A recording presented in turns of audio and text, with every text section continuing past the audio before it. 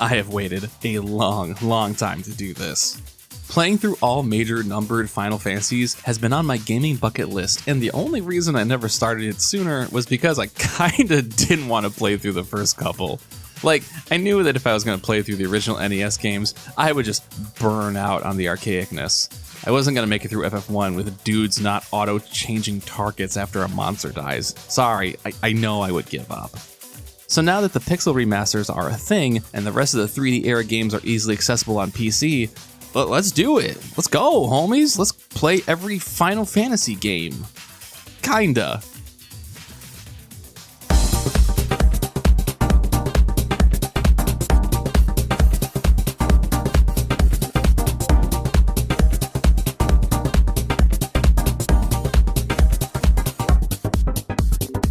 Well, it's Final Fantasy. I'm not sure there's really anything I need to explain here. And that's not me being confident that everyone knows the story of the first FF, it's more that if you want a detailed dive onto the history of the game, I'm sure there are like 8 billion more qualified and in-depth videos out there. Square wasn't doing too hot at the time, Hironobu Sakaguchi thought this was going to be his last game, Dragon Quest I had just come out and taken Japan by storm, bang bang boom, Square lets Sakaguchi make that kooky role-playing game he's been yelling about making, and the rest is history. It is worth noting that the story about it being called Final Fantasy because it was Sakaguchi and Square's last shot is kinda over-exaggerated. Realistically, the desire for something named FF came first, because you could pare it down to the easily pronounceable 4-syllable Fu Fu. Early in development, its working title was actually Fighting Fantasy, which was quickly nixed because a tabletop game already had that name.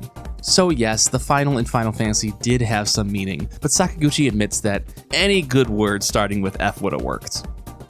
The pixel remaster of FF1 is a bit of a throwback. Up until now, the preferred version of the game would have been the Dawn of Souls GBA release, or maybe the PSP 20th anniversary version. These releases tack on various quality of life enhancements, but most notably add additional bonus content. Dawn of Souls introduces 4 massive bonus dungeons that are called the Soul of Chaos, and the 20th anniversary release adds the Labyrinth of Time. Another large change these versions have is reworking the magic system. Originally, Final Fantasy, showing its massive influence from Dungeons & Dragons, had spell levels and spell charges. Like you can only cast your level 3 spell 4 times a day, that kind of stuff. The aforementioned versions kept the magical spells being divided by level, but instead of charges, it assigned them MP costs like how JRPGs standardly act these days. The pixel remasters scale all this back. No bonus dungeons, and we are back to magic charges. This makes the pixel remaster kind of weird to recommend, I feel. This is probably the release with the most authenticity to the original game, but none of the archaicness. But it does feel strange seeing the additional post-game content from previous versions cut out. I can only assume, since I am not some huge Final Fantasy I fan, but hardcore people would probably recommend the Dawn of Souls or 20th anniversary versions for the endgame challenges, whereas someone like myself who is not going to give a rip about busting his balls over extra dungeons is better suited for the pixel remaster.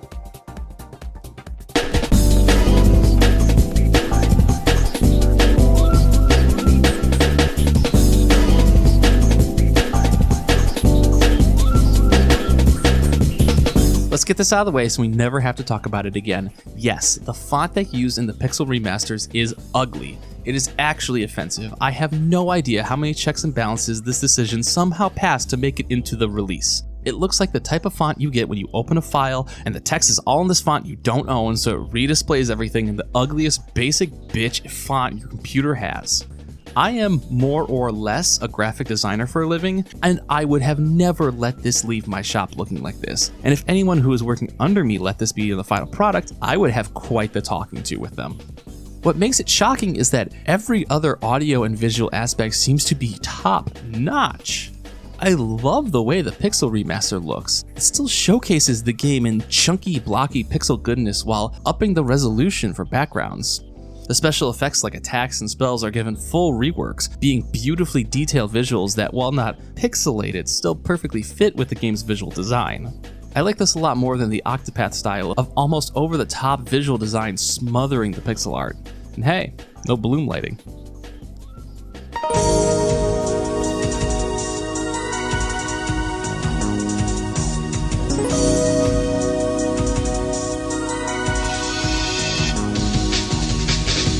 So, what do you even say about this? Between this and Dragon Quest, they are like the JRPG. It's almost impossible to deconstruct the gameplay. It would be like reviewing bread. And honestly, what mechanics are worth talking about have already kinda been briefed when mentioning the rechange in Magic. I do find it mildly amusing that one of the formations of JRPGs is so based on Dungeons and Dragons ass mechanics. But outside of Magic having levels and charges instead of a magic point system, there isn't really anything here that wouldn't be found in almost literally every other standard JRPG in the future. It is worth mentioning that this game is old, and as such, you are going to grind. Random battles happen at a very constant pace, and dungeon length will be extended when you have to stop every 30 feet to punch zombies or something. The Pixel Remaster adds an auto battle function, speeding up battles slightly while repeating each character's last input. It would be nice if you could speed up time much faster as well, but you can't have it all, sadly. I'll be honest, I don't mind the grind.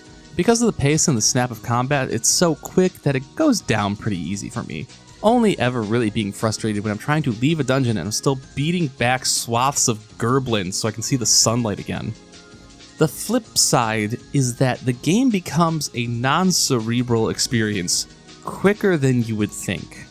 Outside of Marsh Cave and the Earth Dungeon, the difficulty for me fell off a cliff, and I wasn't looking to grind up my party and roll through the game with my nuts hanging out. Instead, I felt somewhat punished for exploration and discovery because the random battles are ceaseless, and thusly, the EXP accumulation is ceaseless as well. Once I got to the boat and was trying to find out where I should travel to next, I began consulting a walkthrough because I was accidentally grinding so much I wanted to not overpower the game. It happened anyways because it was almost an inevitability. And really, the sense of exploration fell off soon after as well. It starts becoming very obvious that the dungeon maps in Final Fantasy I are not particularly interesting.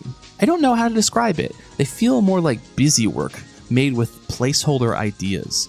Like, that we haven't gotten to the enlightenment on how to make traversal through levels interesting yet, but that the ideas were there. You see a lot of floors reliant on symmetrical layout, or really just being a hallway that zigs and zags a little. The Pixel Remaster has this great map system that shows in clear detail the floor and any potential treasure chest or stairs, and this is super helpful, but it also kinda just defeats the purpose?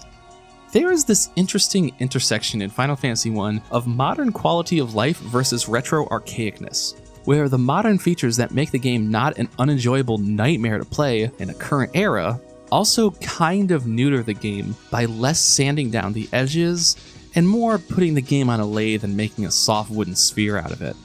I wouldn't enjoy the game more if the random battles were longer, or if I had a more arduous time getting through the dungeons, let alone if there was no auto-targeting like in the original release.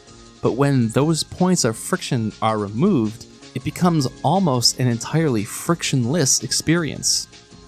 And I think that's an experience that worked back in those times. I remember the Super Hydlide run Mike Uyama did at AGDQ 2020. This run fucking rules, everyone should watch it. Where at one point, I think he talks about how Super Hydlide, despite being ran in that year's awful block, was actually a super popular and beloved game in Japan when it came out. That chunky archaicness and friction-filled difficulty was the wave back then, and so you can see that something like Final Fantasy I just cannot translate to the modern era. It's so rough and tumble that playing the original isn't exactly fun, and playing an updated version with modern sensibilities, in a sense, removes the point of it.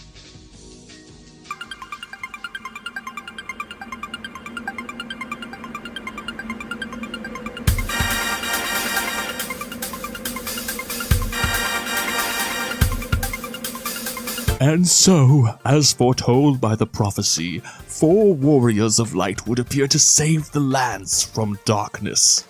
Before you, these warriors stand, proven by the orbs they possess. The young group of saviors, the fearless adventurers sworn to save the world. Bubbus, Pebus, Bebus, and Conk. God, I love naming characters. So yeah, Final Fantasy doesn't have like a real story insofar as characters are concerned. The Warriors of Light are nothing more than stats and class restrictions, so it's more a series of locales and events. The only character this game has is my headcanon that Pebus and Bebus are brother and sister. The intro is immortalized at this point. 4 warriors of light show up to Cornelia, find out the princess has been kidnapped, and then immediately go starch the evil knight behind it, Garland, quickly adding him to the Jobber Hall of Fame alongside the Brooklyn Brawler and Barry Horowitz. It's kind of a perfect encapsulation of the game. You show up to a place that has a problem, and you go fix it with violence. The King of Corneria builds you a bridge to let you out into the world, and we get the classic Final Fantasy scroll. And here's where I run into issues. Not with the game, mind you, but with scripting this video.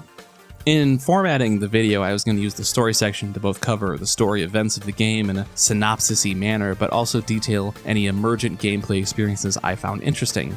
Final Fantasy I is very hard to do either of those with because it doesn't really have a story, and it quickly loses any sense of dynamic gameplay.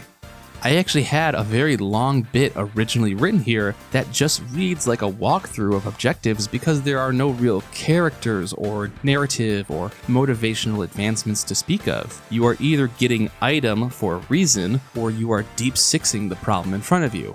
The most interesting 1-2 of dungeons come right after the intro, Marsh Cave and Earth Dungeon. Marsh Cave is stockpiled to the gills with enemies that can poison you, meaning that making it through the cave in one piece will require a significant item tax in potions and antidotes, lest you do multiple attempts at it and retreat to the surface when you start bleeding out. The Earth Dungeon, which comes right after Marsh Cave, has an interesting gimmick to it where you only go half as deep on your first run so you can fight a mid-boss, take the item from him, and return to the surface. Then when you do your item for reason business, you can tackle the full dungeon and get to the Earth Crystal. Because these 2 dungeons are the ones with the most traversal and therefore the most unintentional grinding, I just accidentally power leveled out of the game. And with no enemy begone spray, there was no way to get back on par with where I should have been. Everything after this was trivialized. From there, the game just becomes about finishing out the objectives. You have 3 more crystals to collect and various item for reasons to get you there. It's just not interesting to talk about. Everything boils down the same way. Someone at a town mentions something, you find it, it advances you towards another location or a dungeon, and that gets you to a crystal. None of these items or locales have any real overarching connection. Like the Oxy Ale is a cool item that allows you to breathe underwater, but that's about it. There's no grand myth or scientific team to contextualize its existence. A fairy you free gives it to you as a reward. Likewise, the Circle of Sages and the Lufanians are probably the most plot-relevant people of significance, but by and large, they don't make the biggest splash. The most interesting plot stuff Final Fantasy has comes right at the end. Once you defeat all 4 fiends who are using the crystals, you learn of the Dark Crystal back at Garland's joint in the beginning of the game. When you get there, the party uses the power of the crystals to travel 2,000 years into the past, where they find Garland. By having the fiends send him into the past, where he can send the fiends into the future, Garland has established a time loop that renders him eternal. Not only is this a level of heady, far, far above the previously barely connected fantasy tropes that fill the rest of the game, but it also has this wicked book ending to it, where the dude you waxed at the beginning of the game is now the destructive embodiment of chaos. This rules. And even if it shows up in literally the 11th hour, it's a really interesting development that makes the end of the game stand out. It also helps that after hours of sleepwalking through the game, the Chaos final boss fight is actually difficult. Like the lead up to the end of the final dungeon, you do a boss rush of the 4 fiends again, and they were not hard to begin with, nor did they get any harder the second time around, but Chaos is here to kick your ass or die trying. With Chaos defeated, Final Fantasy ends with an incredibly long scrolling postscript to cap off the game. The birth of one of the greatest JRPG series has truly started.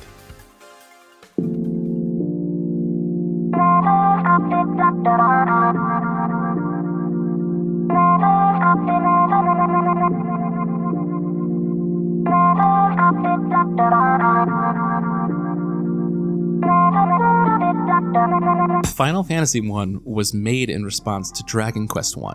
DQ1 set Japan ablaze with its role-playing experience, and shockingly for the then struggling Square, Final Fantasy I was able to take the ball and run with it. If you can take yourself back in time to the context these 2 games existed in, you can see where FF1's advancements on the formula would have captured players. Why play as one little guy who's just a buddy when you can build a party of 4 people? Why bonk away on Drakeys when you could be fighting oodles of different monsters? Final Fantasy I was absolutely the better game. It had the look, it had the content, and quite truthfully, it had the advantage of not going first. But if you can permit me to be controversial for a second, I would argue that Dragon Quest I might have aged better. It's much shorter and simpler, and with today's expectations and quality of life changes, Final Fantasy I feels like a bit of a drag to play. Dragon Quest I is by no means more graceful of a game, but it is shorter, and permit the ironic phrasing, that goes a long way. But for the time, Final Fantasy must have been a jaw-dropping sight to behold. The fact that during the post-game research for the script, as a heads up, I'll be mentioning socks make people sexy reviews whenever possible, because they fucking rule. I found an old insert credit article by Tim Rogers that gives more of a first-hand look at playing Final Fantasy I when it was fresh and playing Final Fantasy I when it was released into the new world, complete with mention of Dragon Quest I being the game that aged more like wine than milk. I don't know if I can truly recommend playing this game, at least the non-bonus content versions like the Pixel Remaster, but it was interesting to see where Final Fantasy started. And I think that's the last point I want to make. Seeing where Final Fantasy started is a little strange because so much of what we associate with the series hasn't shown up yet. Sure, we get boats and an airship built by someone named Sid and a series of escalating names for magic spells, but chocobos are not here yet, Moogles are not here yet, Bahamut is here, but he's just a Dragon King dude who will upgrade your class if you do the Citadel of Trials. A lot of the shorthand for Final Fantasy is still missing, and that's what makes the fantasy trope potpourri so interesting to look back on. Hopefully I can stick with this series. I do really want to knock this off my bucket list, and making these videos is the best way to motivate myself to really commit to the series. I know it's going to get rough getting out of the gates. The first 3 games are probably going to take some time to see because it's just the type of game they are. None more than what we will be visiting next time. Final Fantasy II, featuring the infamous touch of Akitoshi Kuwazu.